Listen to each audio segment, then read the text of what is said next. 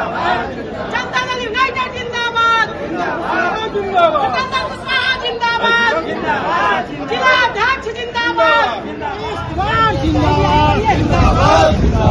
देश कुमार जिंदाबाद।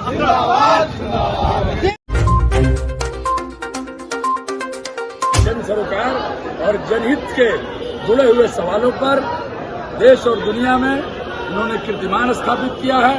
वो शराबबंदी का मामला हो, दहेज उन्मूलन का मामला हो, बाल विवाह का मामला हो, या जिस तरह का सामाजिक सरोकार से जुड़े हुए मुद्दे हैं, उन तमाम मुद्दों में पर कभी उन्होंने समझौता नहीं किया और उनको सर्वोपरि माना जो जनहित के लिए आवश्यक था।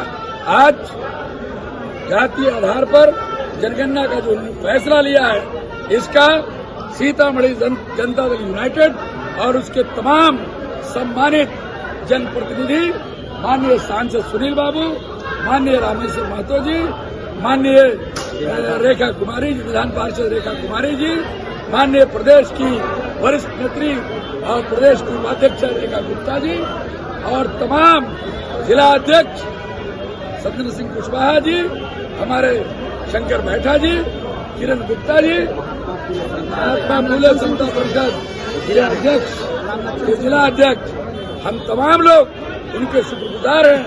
उनका खैर मकदम करते हैं, इस फैसले का उनका अभिनंदन करते हैं, वेलकम करते हैं और साथ साथ ये भी कहना चाहेंगे कि ऐसा पैगाम है जो माननीय मुख्यमंत्री ने पूरे देश और दुनिया को दिया है।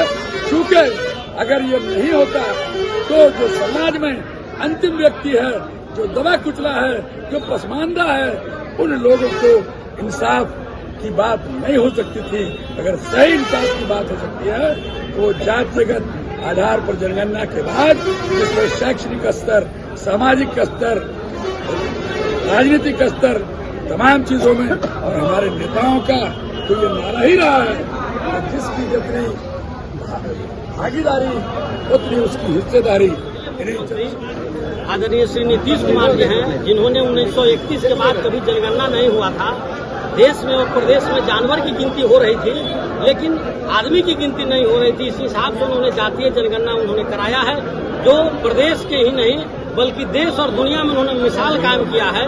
1931 में जो जनगणना हुआ था, उसी आधार पर अभी तक आर्थिक, सामाजिक और राजनीतिक लाभ लोगों को मिल रहा था। डॉक्टर राम मनोहर लोहिया, महात्मा गांधी, बाबा साहब भीमराव अम्बेडकर और जननायक कर्पूरी ठाकुर जी की ये पार्टी है और उनका सपना था कि जिसकी जितनी हिस्सेदारी उसकी उतनी भागीदारी।